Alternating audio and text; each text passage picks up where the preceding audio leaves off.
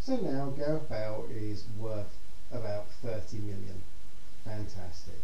We bought him for 5 million, and in 3 years you could flip him for 30. But why would we do that? Why would we do another Berbatov? Well, why would he do a Berbatov?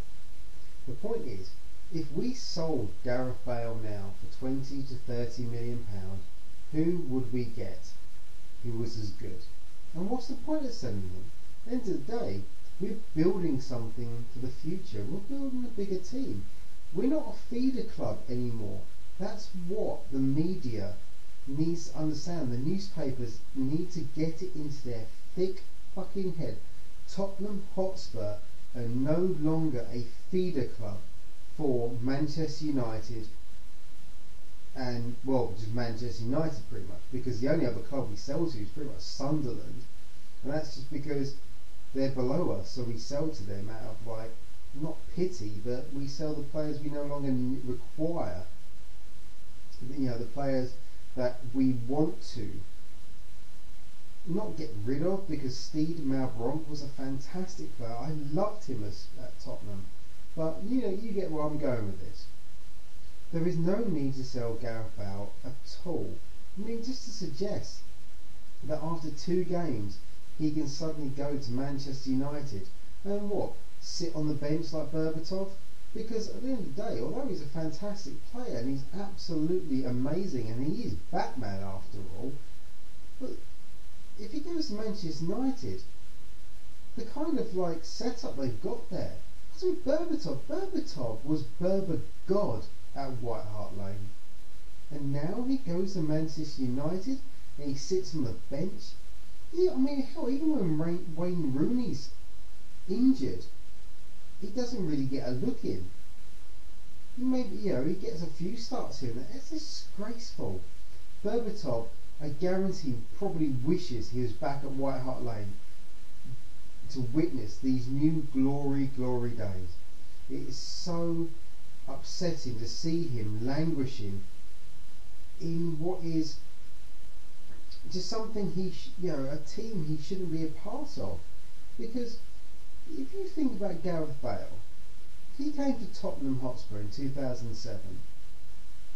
He joined a team that had finished 5th in the league 2 years in a row.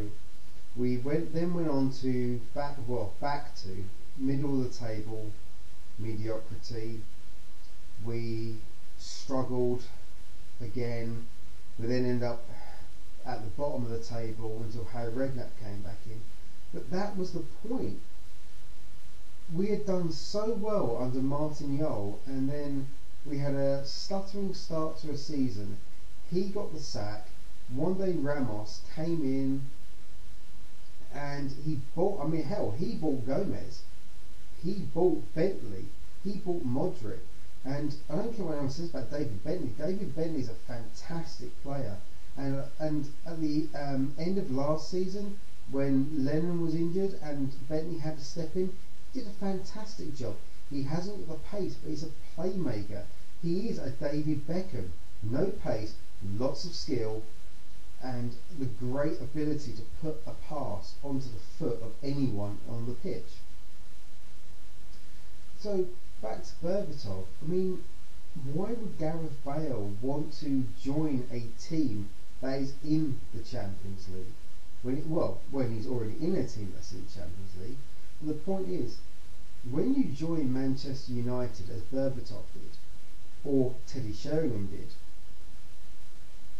you join a team that is already in the Champions League and a team that is already winning titles.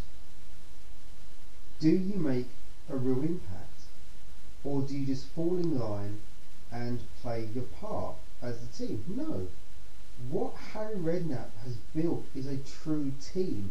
Last season, every single player's individual effort achieved a top 4 finish.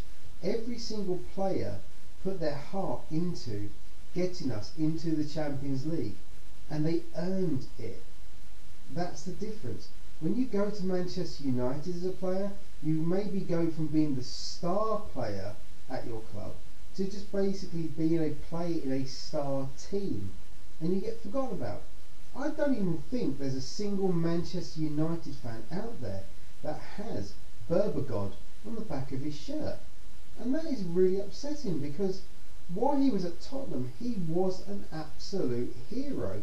And this is what any advisors to Gareth Bale need to kind of like whisper in his ear, that yes, you might be able to get lots of money from Manchester United, but you'll never get the same kind of love and worship from the fans.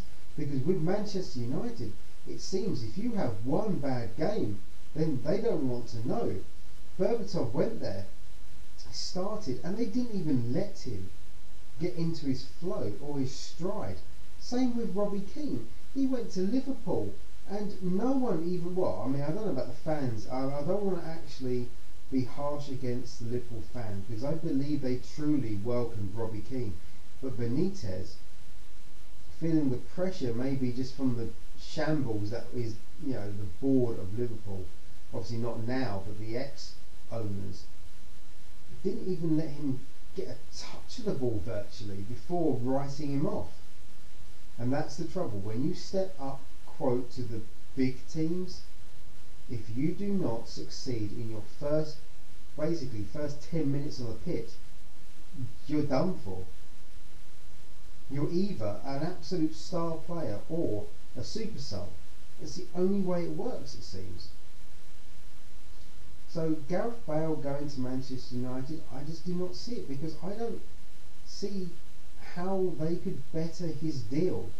The fact is, he's with a team of young talent. We've got Michael Dawson, Ledley King, yes, okay, they're not so young anymore, but Jermaine Defoe, Peter Crouch, he's with a bunch of players that are absolutely busting their gut and achieving absolutely superb results. Results no one ever dreamed they would actually achieve. Beating Inter Milan 3-1 and almost coming back at the San Siro to almost draw. I mean, one more minute and we would have probably drawn the match. In 2 months we would have probably won that match.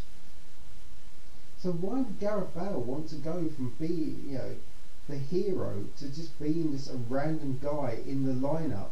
That one mistake would just mean that he was sneered upon and like, oh God, why did we spend 30 million on him? Because that's the problem. We bought Dimitar Berbatov for 10 million. So he was quite expensive in the realms of Spurs players, but when Man United pay 30 million for him, he doesn't perform that well. They get really antsy about it.